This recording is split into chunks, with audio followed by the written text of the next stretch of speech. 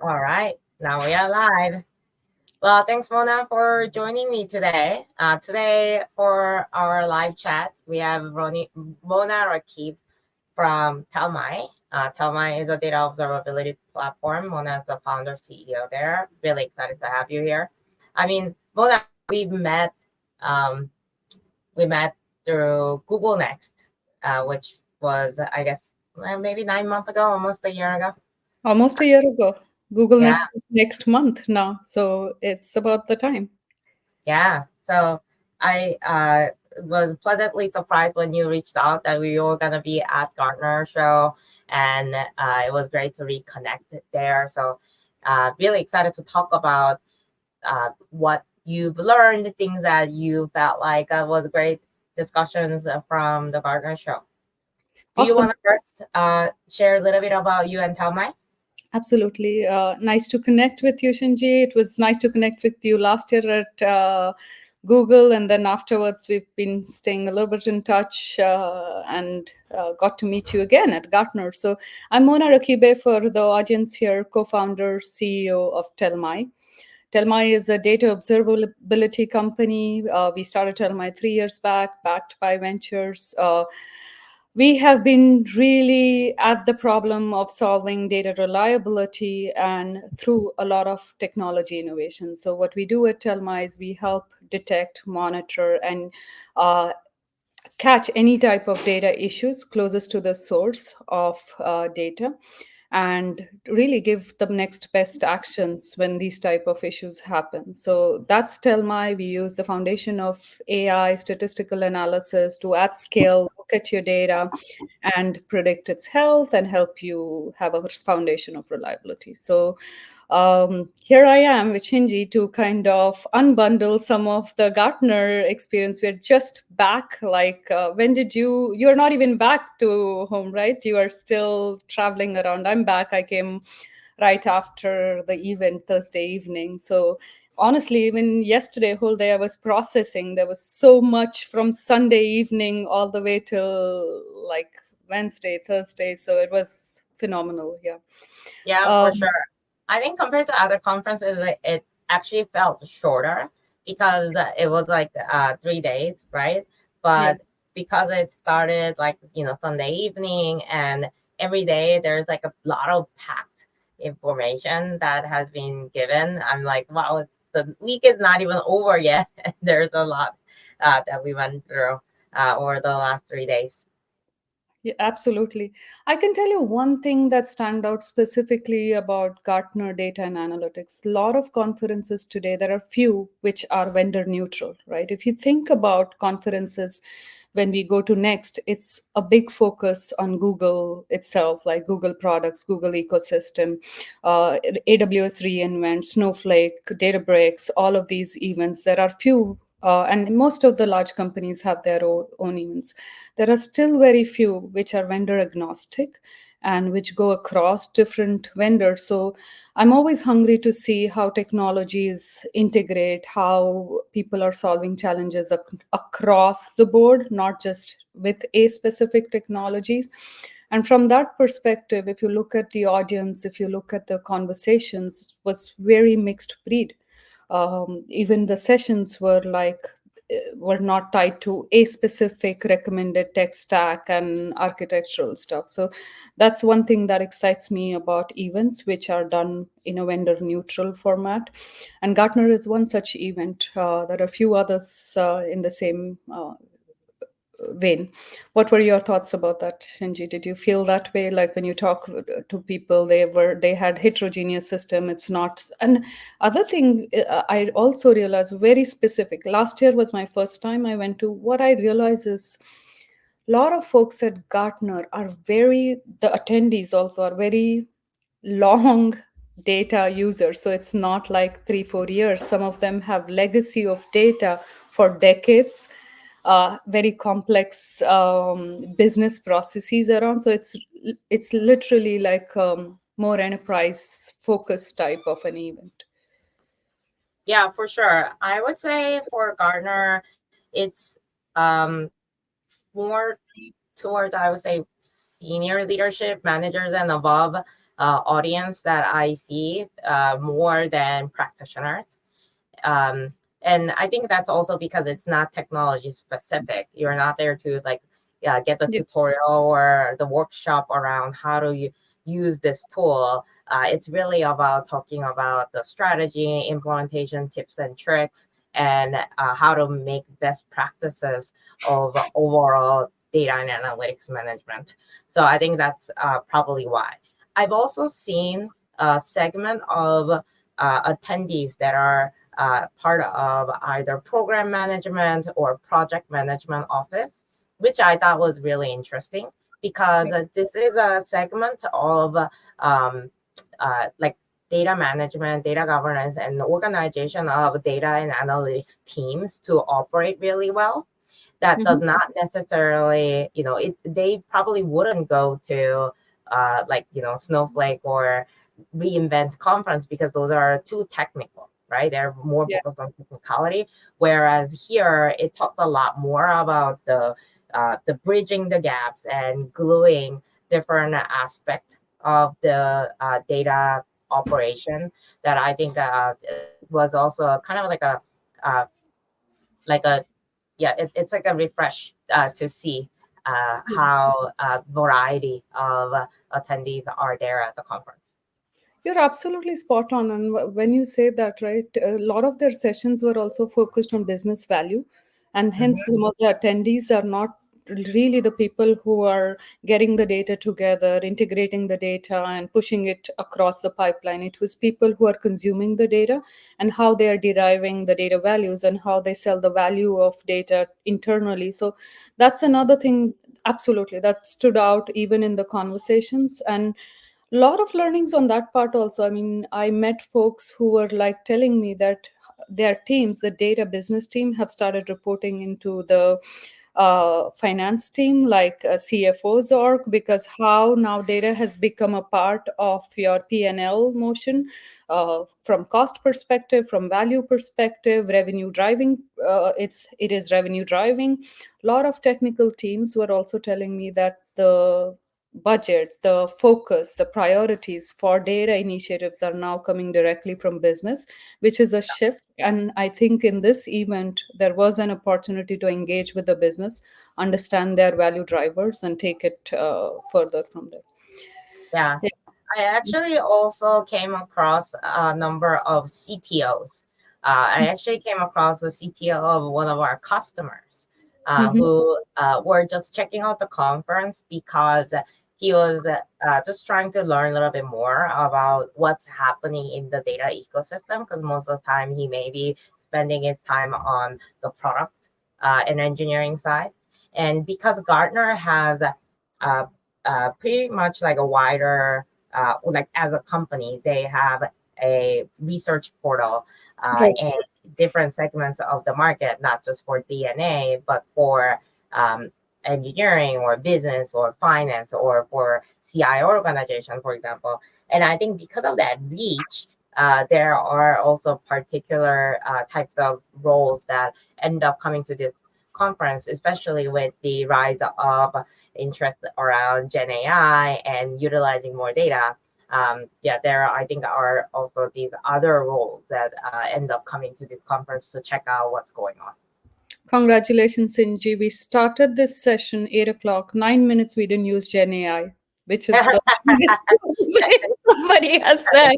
I So have to take that. the audience must be like, what, you went for Gartner data and analytics and you haven't mentioned Gen AI yet? 9 minutes without Gen AI. Kudos. Now that you have opened the term, let's talk about Gen AI and let's start with you. I have my point of view and I have some notes specifically around this areas. Do you want to start or I can start too? Sure. I mean, actually, I don't have that much to add. I actually gave a talk around adaptive data governance and Yeah. why it's so important for the Gen AI era. Uh, but I actually didn't go to as many like Gen AI specific sessions, mainly because it's really the underlying fundamentals that's so much more important to make Gen AI work. Mhm. But I would love to hear what are the things that you have as a takeaways for the sessions you've attended? Yeah, so for me, it was really the keynote session and what Gartner feels about Gen AI. So, one thing I like about Gartner is their data. They bring in some survey results, they bring in some predictions, and uh, we kind of it puts things in perspective. So, one thing that they mentioned very loud and clear is that during their keynote sessions and some of the sessions that I attended by the Gartner analyst was process this, right? By 2027, 60% of the organizations will fail to realize the anticipated value of their AI use cases due to incohesive ethical governance framework. A lot of this we keep saying we understand as data practitioners. I'm sure you know it. We even to get the value out of your big data initiative, it really goes down to your foundation. It's no shiny ball. You have to get things right before you accelerate. What I heard was Gen AI only amplifies everything for you, and AI only amplifies things. So the goods and the bads, right? So the goods are like, yes, now you'll be doing things at scale, but the bads is also that if you have problems, if you haven't fixed the foundation, it's only going to get amplified with the AI initiative. The other thing that was really stood out for me is like they said that through 2025, at least 30% of Gen AI project will be abandoned after proof of concept due to pure data quality, inadequate risk controls, escalating cost, and unclear business value. Now, breaking it back to what you and me spoke, right? Business value is key, tying Gen AI back to business value, getting the foundation right of data quality. And you know, I'm in this space, so I'm always, my ears pop out when I hear anything data quality, anything around getting the data right before you kind of accelerate. So those things really put it all in perspective. uh, Imagine like the number of 60% of our orgs will fail. It almost creates a mental worry that am I going to be in that 60% or the 40% who wants to succeed with the AI? So Hmm. those are some of the things that were called out in keynote, which people are walking away that knowing that there are risks involved, there are challenges, and we got to kind of look at this holistically and do the right things first, get the foundation right, make sure that there was a very very high focus on, and that goes back to some of the things that were mentioned in the keynote, that you have to put the foundation in place. I specifically looked out for like the focus on data observability, that you need to make sure that the data is right, you need to make sure you have the right monitoring on your data before you accelerate and go after the shiny ball. So everybody's excited about the Gen AI. There is a huge potential, there's a huge value, there's a lot of excitement. Then it also brings me to one of the best keynote I heard. Was like I was literally promoting this keynote. It was by an external speaker, guest speaker. I hope I say her name very well, Raha Harfush, and she's a bestseller author. And I happened to be in her session. um, Actually somebody dragged me and said that, hey, you have to attend that. I was in a meeting, and I Oh, think that was one of the best. I mean, if you get your hands on it, listen to it. She is so phenomenal. She tied back everything we are doing today into how it impacts the social emotional well-being of the things around us. And as leaders in the ecosystem, it's our responsibility to have a framework of understanding what we are doing and how it impacts the social emotional things around us. So that's one session that was super inspiring. I mean, it is not actionable. It's not in terms of like, it's not like technology. It was not like, hey, let's use this technology, this pieces. And it was very real. It was really, she spoke about how it impacts our children, how it impacts the ecosystem. So it's an interesting conversation. And she tied it back to technology super well. So I know I very took a long time to answer this one, but uh, No, I'll definitely check it out. I think I'm glad that you called it out. Obviously, it's always like the core reasons why we go to these conferences is to learn about the technical trends and what everyone is doing. But at the same time, I think those talks that point out more societal or like the impact that it has beyond your team, your organization, or throughout your organization, and where that impact translates into is always very helpful. um, yeah, I think a lot of the parts that you mentioned definitely resonate with me regarding the um, uh, underlying baseline or the foundation of data, and how that is now becoming so much more important with the interest into going into Gen AI applications. Actually, prior to going to the conference, I talked to Mark Beyer, one of the BP analysts at Gartner, and he was also mentioning how it's not about just the data, it's going to be like a metadata summit. We have so much Yeah. metadata sessions designed and prepared. And yeah, it was pretty amazing to see how a lot of the pointers now is about you have your this is an opportunity for data and analytics teams to align more self to themselves to the business goals and the outcomes. And to do that, there's a lot of insights and the work that you can do with metadata. Mm. And I think that this is kind of like the data that everybody has, but it may not be fully utilizing. So I think it was a really good reminder for everyone to be aware of those. And I'll just share my screen quickly so that I can point to his post because he actually shared it on LinkedIn. So he shared this like a week ago, but here, like, he talks about all the metadata related sessions, and there are a lot, both Monday, Tuesday, and Wednesday. Yeah. And I actually saw some of those. I actually, and that was a huge theme. Actually, you're absolutely right. And I attended few of them, including Melody Cheng's, which she speaks a lot about the importance of foundation data observability and data Foundation. quality. So Yeah. absolutely, yeah. Any particular metadata sessions that you found interesting? Yeah, I actually attended mostly things that Melody Chen's, because she talks a lot about data observability. I Oh, definitely needed to understand the perspective of what she's learning across the industry, and not just be have my own personal bias of how I think about this. So I attended hers. What I really liked about this specific event is the awareness and the push for Gartner has increased so much on data observability.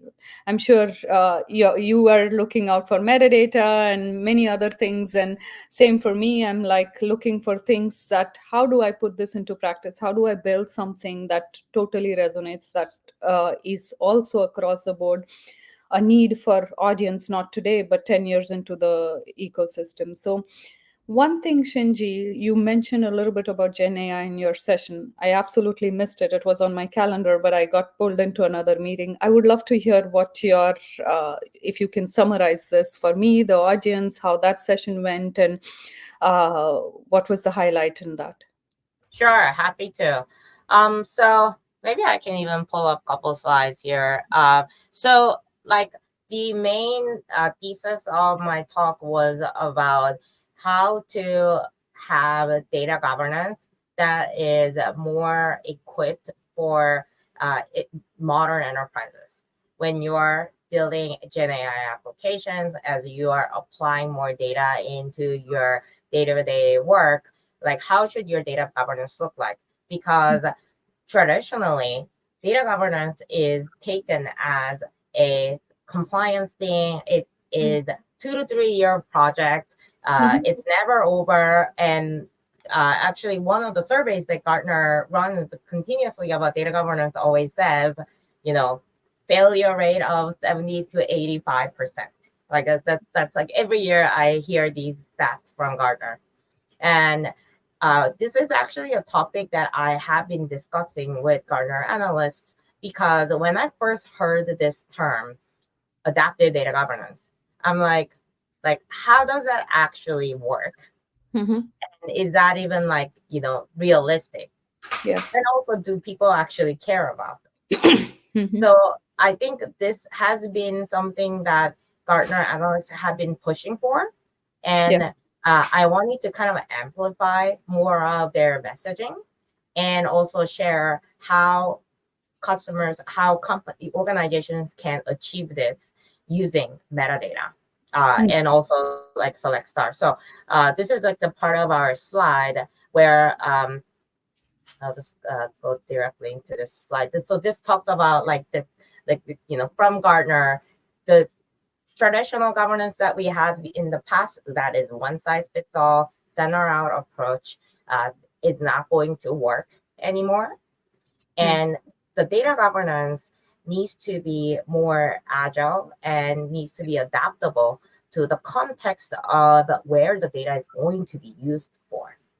Mhm. And a lot of it is to be aware of that business context and applying a flexibility of how when we are implementing the governance policies. So when you there's even like a data governance playbook that Gartner published, and this is kind of like the high level steps that they recommend, where what you do in the beginning is actually defining key business outcomes, Mhm. and from there you're working backwards from there to understand which metrics, dimensions, data sets are powering those, and figure out the ownership and structure and how the policies and architecture should be applied afterwards. So kind of like an example of this is like uh, you may have a specific KPI defined from a like the one workflow that I went through was actually uh, like one of the recommendations that we make a lot is let's look at your executive dashboards, Hmm. because that's where you currently track your KPIs that matters to the company today. Great. And through Lineage, we can find out where these data sets are coming from and figure out which are shared data sets, Mhm. which are globally applicable measures Mhm. that you want to put SLAs and quality metrics for, and which are the locally centric metrics and dimensions that you want more decentralized management.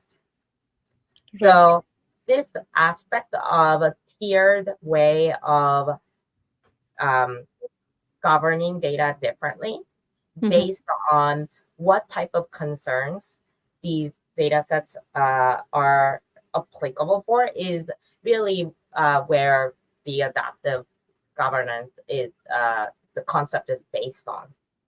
I see. So the way I understand is like you're trying to decentralize it, tie it to business value, and also accelerate the time of which will accelerate your time of data governance. Historically, that term has a little bit of, oh my God, it's going to take 2 years. These are heavy terms. I face the same thing, right? Like every single day I get into conversation that when you talk about data and quality and governance, these are like multi-year initiatives, and sometimes it takes a really long time to actually see the value of what you're doing. And we are at the pace, we are in an era where everything has to be done like in minutes, not hours and days. So is that a fair summary? You're using the foundation of today's tools to kind of tie things to business values, accelerate things based on that, Right. and Because decentralized these governance initiatives. yeah, to implement this, just to even start from like defining or identifying the key business outcomes, right now the main suggestion is have a one-on-one with each of your domain stakeholders to learn about their main objectives, Yeah. right? But that's going to take a long time. Yeah. So there's a lot of metadata underneath the tools that they use. You can track the usage to understand what is actually being looked at, being utilized, and get the right data up front so that that conversation is a lot more productive. Or you can even just get started working on it. I So love it. your implementation of data governance can happen in months, not years. Yeah, I love it. So it almost reminds me of my product management days, right? When I started product management, that time the only way to get feedback was talking to customers, and how do you do it at scale, right? Then the era came of segment and tools and usage analytics, where you actually started learning about behavior and other things through the metadata of product. And then you are already going knowing that this person is struggling with this feature because they have spent so much time trying to click on a button or do stuff which and now you're bringing those concepts into your data ecosystem, that your business team, you already know a lot more about what your business team needs through metadata, and you're accelerating that. Is that Yeah, a that's a fair? great analogy. Yeah, Yes, we fantastic. have I love. both, yeah, benefit from all these tools that tracks, and which is data coming from the Yeah, usage, right? And that is something that can be applied to data governance as well. fantastic. Love it. Cool. So maybe I'm also going to share a little bit on like what I saw around data observability, and I figured you're sharing screen. Maybe should I brave that? I've never done that, but oh, I don't know how to share the. Okay, There should be a button called present if you want to share. I stopped sharing already, so you should be able to pull it up. okay, but and that will share my whole screen. Okay, let me try this. This is live audience. Let me try this. Share. Okay, share screen. Perfect. So this is what I posted, if you see, on data observability specifically. And I'm going to kind of talk through some of the things, my observations about data observability. So I specifically attended Melody Cheng. She covers a lot on data observability. I even had a analyst meeting with her later after these sessions. So one of the things that excited me a lot about this event is that the focus on data observability. So there has been a tremendous shift initially, and for the audience, data observability is really using at scale tooling to look at your data, extract metrics, and predict health of the data. The data observability is used for many use cases, one primary being data quality, and there are companies who are also using the observability stats for FinOps and operations of your pipeline. Gartner put so much focus this year on the foundation of data observability, all the way from the keynote session. So they called out few things that stood up was like DQ is number one challenge for Gen AI adoption. And what I like about some of these things is they have stats, they have numbers. Things like 36% of the companies spend like days to detect and resolve data issues. So imagine the team productivity is such an important aspect today. And even today, in where we have advanced technologies, 36% of the companies are spending days of their data team's time to detect any type of an error in data, because our pipelines are getting complex day by day. There is volume velocity of the data which is hard to understand. um, there's also Melody had a very nice explanation of how you should be thinking about data observability, how you should be buying data observability, look inward. But what really stood out for me is that only 7% of the teams are able to detect any type of their problems in data before there is a business impact. So, which means that even today, a lot of teams are doing so much around data, but most of the business teams are still suffering through the problems in the underlying data. There are trust issues with data, but also business teams are often seeing issues which are totally because of inconsistencies or problems in the underlying data.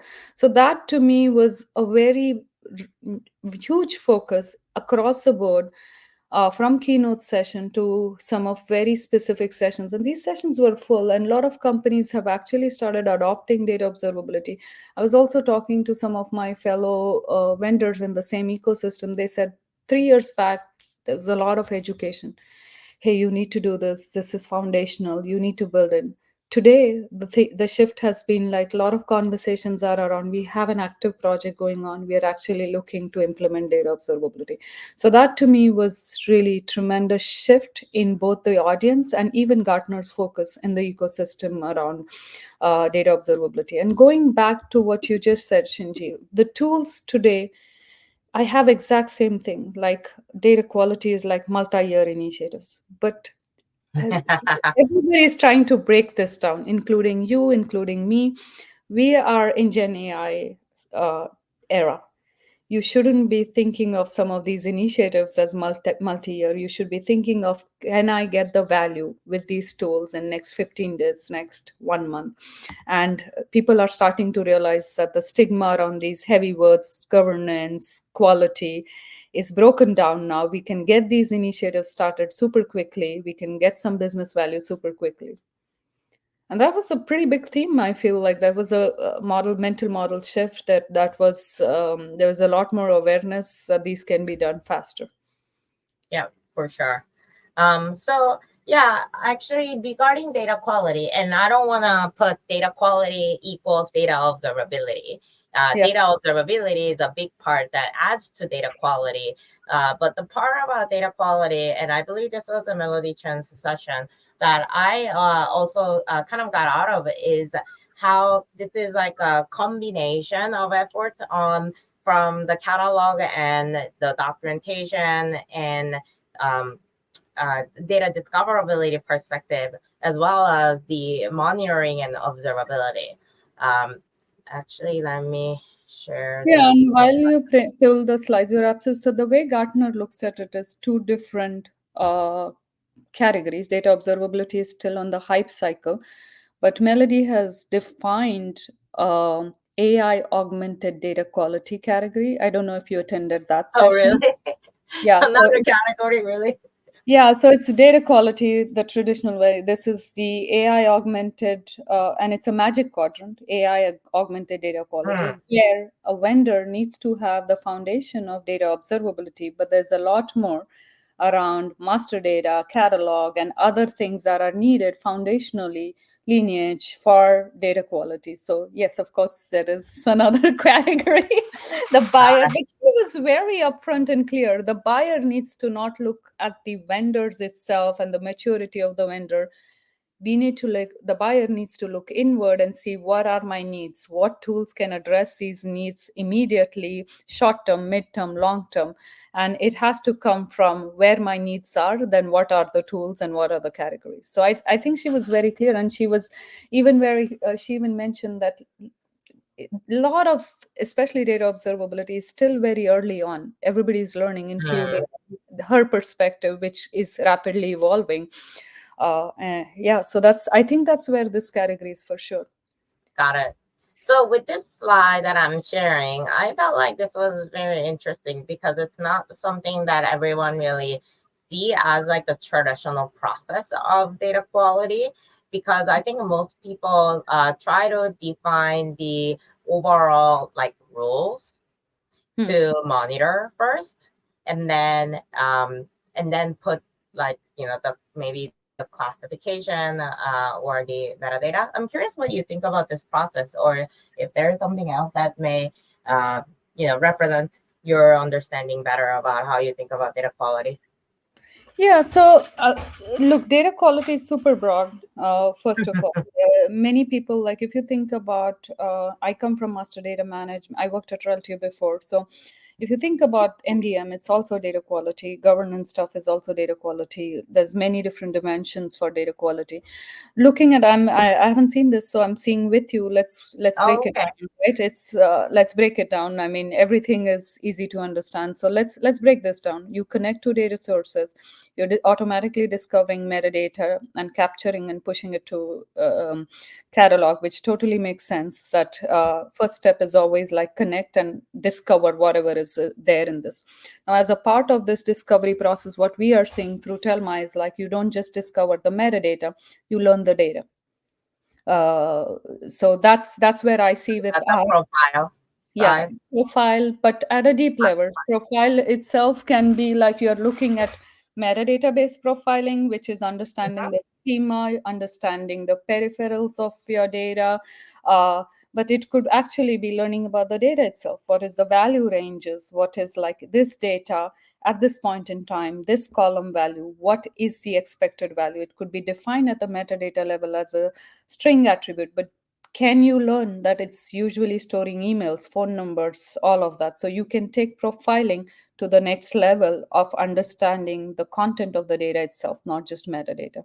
So that's where I feel like with the technology today, especially with Telmai and what we are seeing, it's metadata plus data profiling deeply into the data.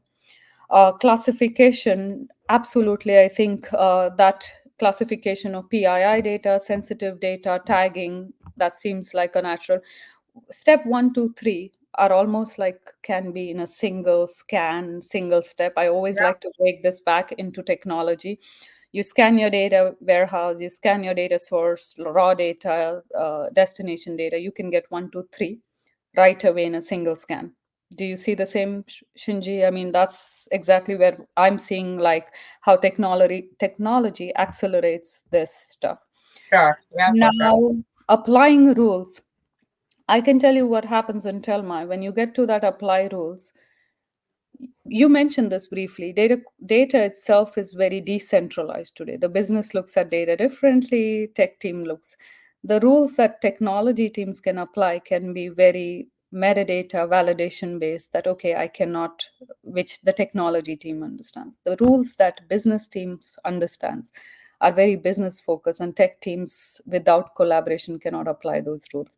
This is where auto discovery of rules comes into picture, that tools like Telmai can actually recommend that for this data set, this rules. And this is where the business and tech teams have to now work together.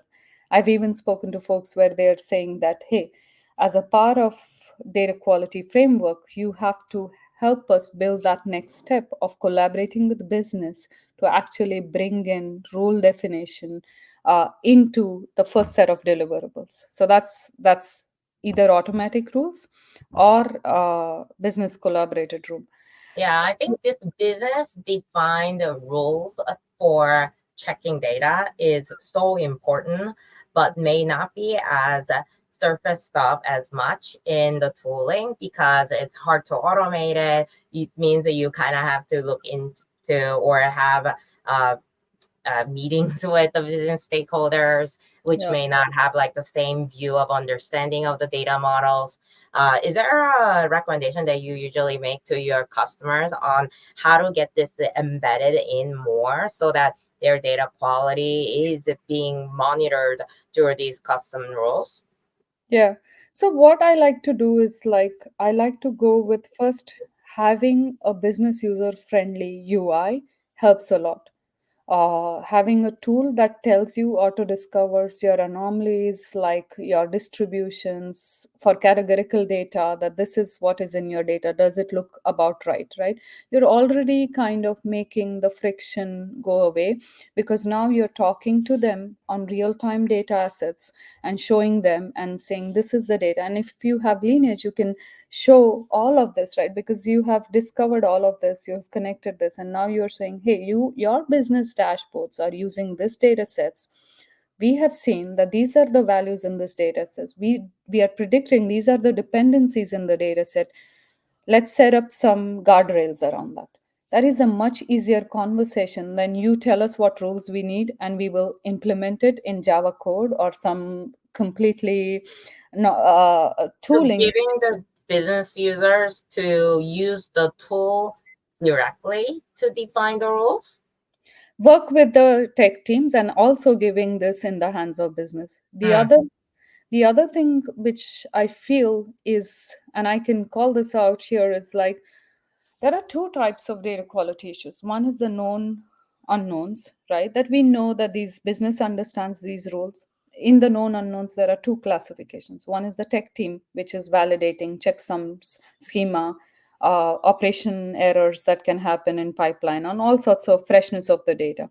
Then there's a business team, which needs accuracy of the data. There's a context. right, involved in these type of issues, which needs more collaboration. If you The tech teams can fix this first part through data observability, taking the inputs of that, creating some contracts, rules.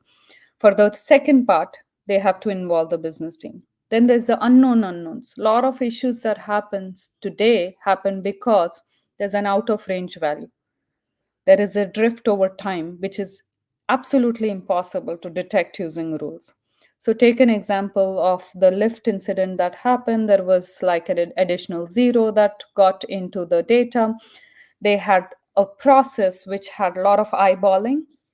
But how can a human look at data and say that there is an extra zero in this column value when we are dealing with petabyte scale data? Sure. This is That where doesn't you make sense. have to, for a holistic data quality, you have to take care of both the, Yeah, the statistical drift, out of range values, and the latter part cannot be addressed using rules or stewarding the data or eyeballing the data. It has to be done with machine learning. So I think that part needs to be there. When you classify and profile the data, you set it up for observing the data over time, building those models to look at the data, and also as a part of monitoring, your data should be monitored for two things: the known unknowns, which could be rules, combination of tech rules, business rules, and the unknown unknowns. One thing that I also feel for data quality, it's not about like just monitoring and investigating. Teams need to automate things, they need to orchestrate things, automatically creating Jira tickets. I'm all about automation. And we are dealing with technical teams. Nobody wants to do data quality. Nobody. I mean, other than me and Telmai team and other vendors. If you talk to, I mean, it's a necessary thing that everybody must do, but nobody is excited to spend days and hours looking at the data that's flowing through the ecosystem and figuring out what went wrong.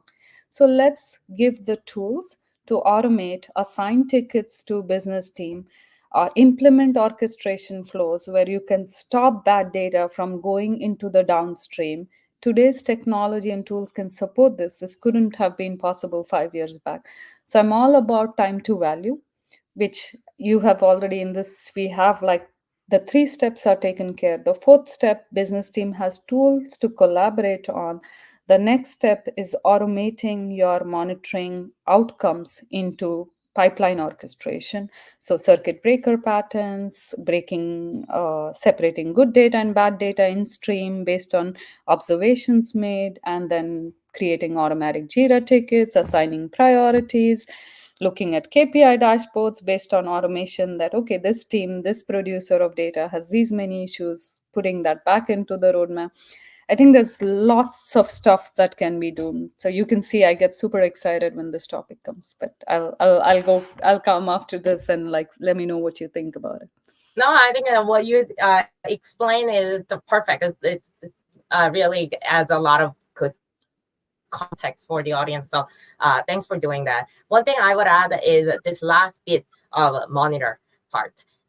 Like you mentioned it, like this is where you detect the anomalies and rules like what's the exception, like was there data drift or something like that. One thing that I actually don't see from this slide, but I believe should be part of this, is the change detection and metadata change detection and management. Yeah. Because Yeah. one part that we actually see, the sources of these problems, yes, sometimes it happens because the job failed or server went down, whatever. But most of the times, this happens because a developer changed the column type, or they deleted the column without actually letting everybody else know, or not everyone was fully migrated their reports to Yeah. use the new column. And I believe that notifying, well, first of all, before the changes are being made, for those changes and the impact to be tracked so that any breaking changes don't get merged directly. But Mm. even if you cannot integrate it into the CI, at least having this monitoring part of the changes, the schema changes that Yeah. happens within the platform to notify the owners and the impacted downstream users and owners is Yeah. so important. Exactly.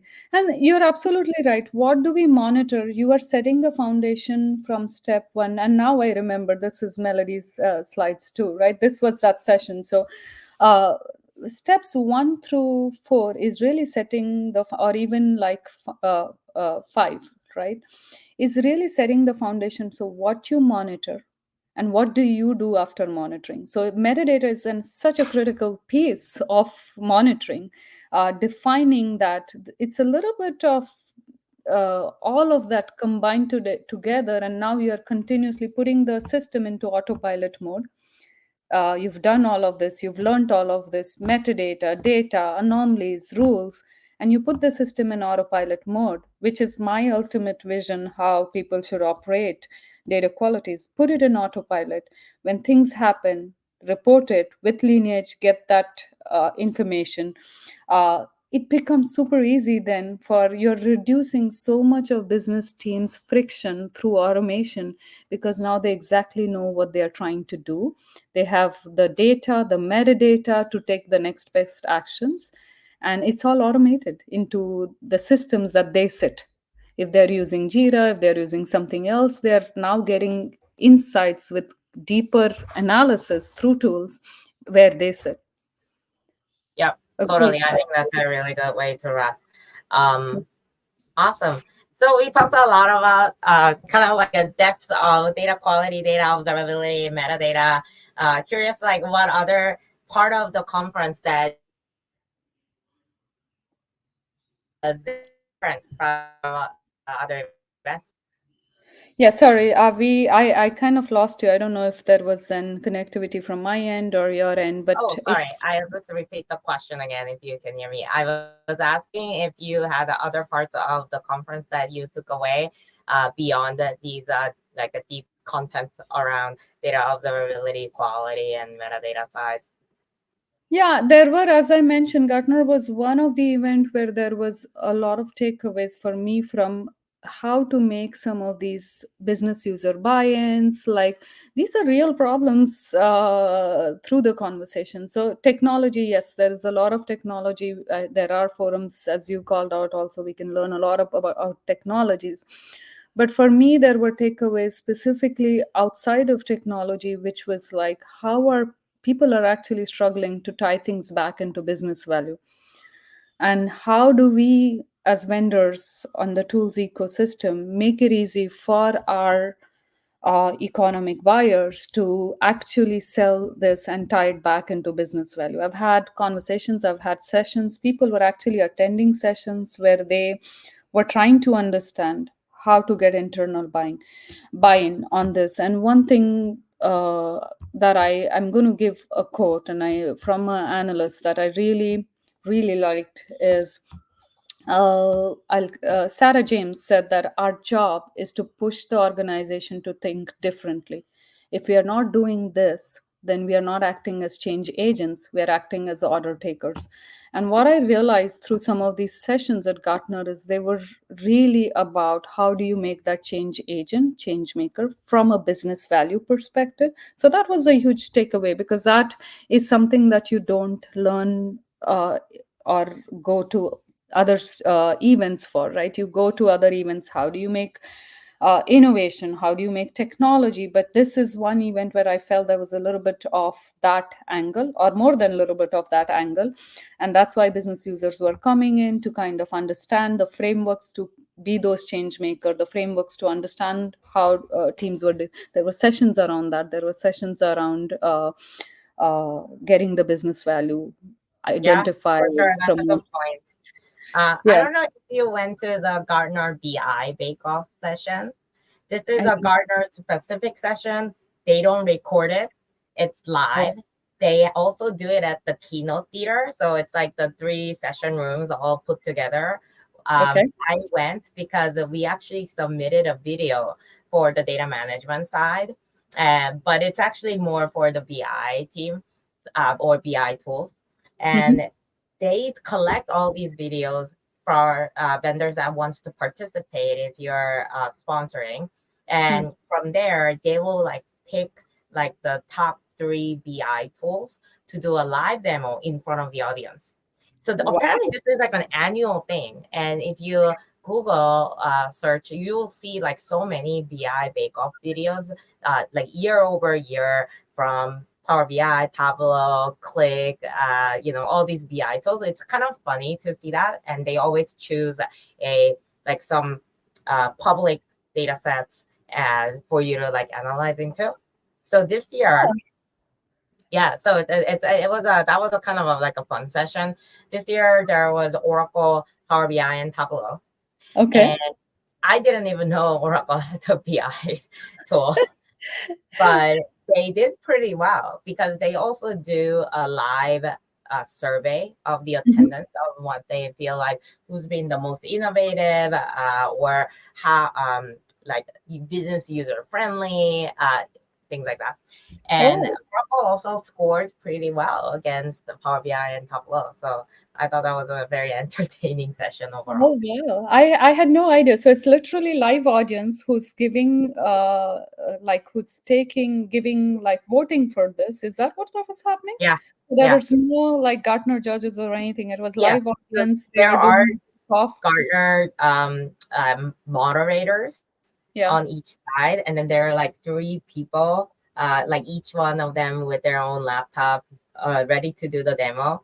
And for each section of the evaluation, they'll have like 5 minutes to do the demo, to walk through. So they would do like, oh, this year was about topic of poverty with OECD data on poverty. Mhm. So I think one of the contenders did.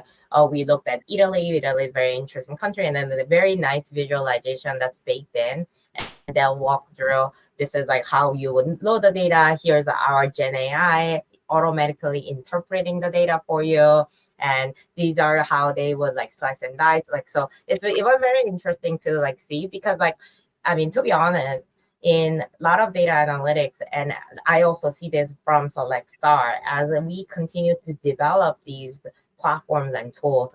There's so many features and the work that if we do that all users may not be aware of or fully Yeah. leverage. So Yeah. this showcase really highlights a lot of those, which I thought was like the reason why this is like one of the very popular sessions at Gartner. Wow, I Um, had no idea. You should have told me upfront where we when we were chatting. I would have loved to kind of, but I think they should do it for the other categories too. I would I love to do a agree. data I observability. agree. So yeah, even though we submitted the video, like we were just like mentioned at the very last part of the session because they actually listed everybody's submission with the video of each vendor. So Mm, I'm also excited to check out like what type of submissions there were. But it's actually mostly focused on the BI tools, and yeah. yeah, I think that there were like I think one of the coolest demo that I saw, which I'm not sure how realistic it is, but it was basically, I think it was Power BI, where the evangelist was explaining and doing a presentation about the data.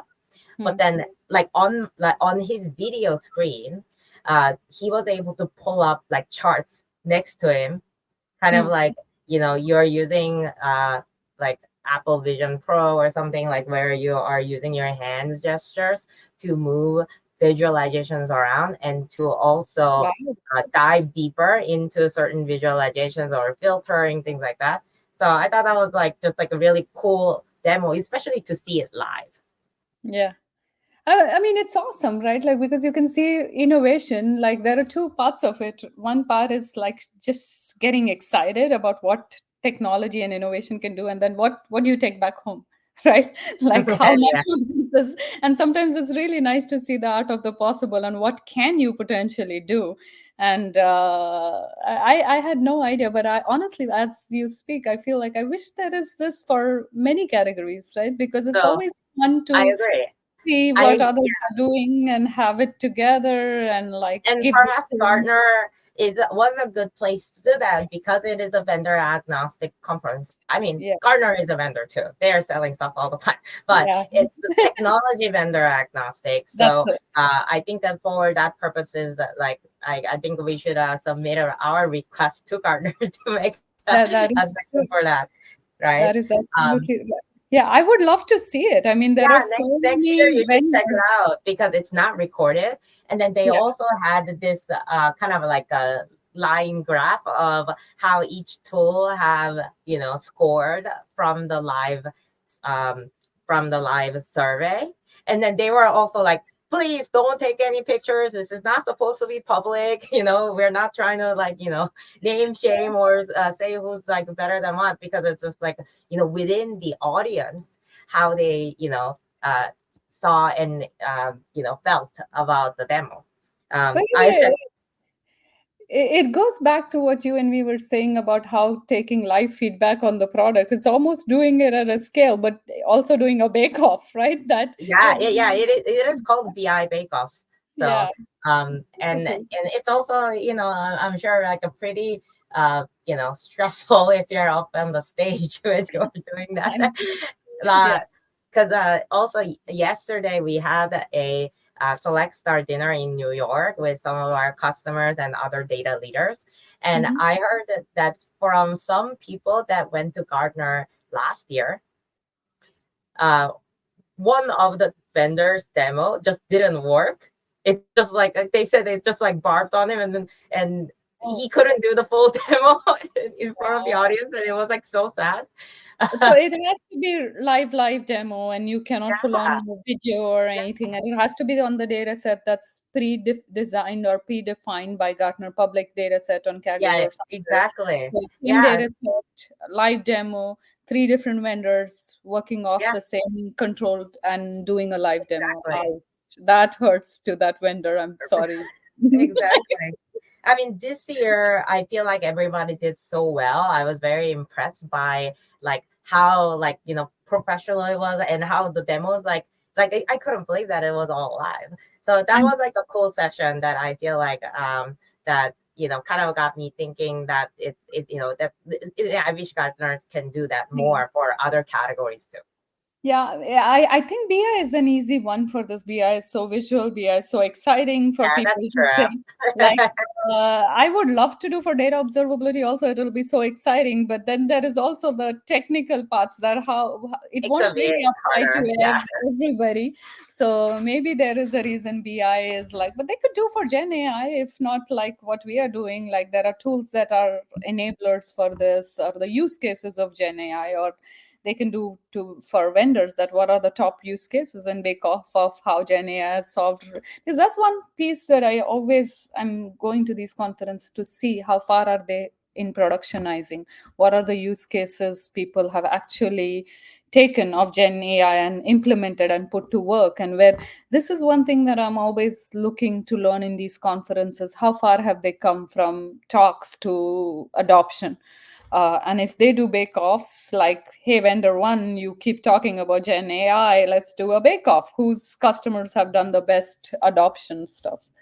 yeah, I think yeah, same for me. What I yearn for, and also from other audience, other attendees that I've talked to, I think Gartner does really well on the strategy side and positioning, messaging, a lot of the management side of the presentation. Things that will be great to see more is the specific examples of implementation. Yeah. Tips and tricks, things like things like the failure stories Yeah. that I think because devil's in the details. When we are actually trying to apply these um, philosophies and processes onto our actual data, we run into issues, and it may not be always. I mean, because the one size fits all just doesn't work. And I think that those sharing of the learnings, I wish I could see more of that in the future. Yeah, I'm absolutely with you as we are wrapping up too, right? There was lots of stuff to kind of learn, network. There's one thing that I was also hoping to see more was like as a completely vendor agnostic, yeah, vendor tech tools, technology vendor agnostic, I was hoping to see more customer success and failure stories. Failure stories are hard, nobody's going to openly share, but I know we were at Y Combinator, and towards the end, every founder used to tell that how they failed, how they recovered. To me, that was so meaningful because if A, it tells you that you're not alone and this is like a journey, and this journey is bound to have, but learning from failures is as important as learning from success stories. That what can we do? So I would have, I mean, Gartner, if you're listening, seeing those stories irrespective of vendors, right? A lot of customers that were brought by vendor. So vendor A brings a customer, they tell why the A is the best tool to solve the problem, right? So it's still underlying about that vendor, not about a challenge that we solve in a full holistic, like how did we adopt Gen AI, how did we build the foundation. So what was said in the keynote, how have people put it in practice, what were the challenges, cost challenges, business value challenges, and like almost taking that keynote and rounding it up to how to do it and how people have done it and how they have failed. So Yeah. yeah. Cool. Awesome. Well, Mona, thanks so much for joining me today. This was a great conversation. And yeah, and thanks for those who are still listening. Thanks for joining us. And we will see you in 2 weeks after. Thank you, Shinji, and I'll see you at Google Next in All few weeks. right. Yeah. Sounds good. Thank you, everybody, for dialing in.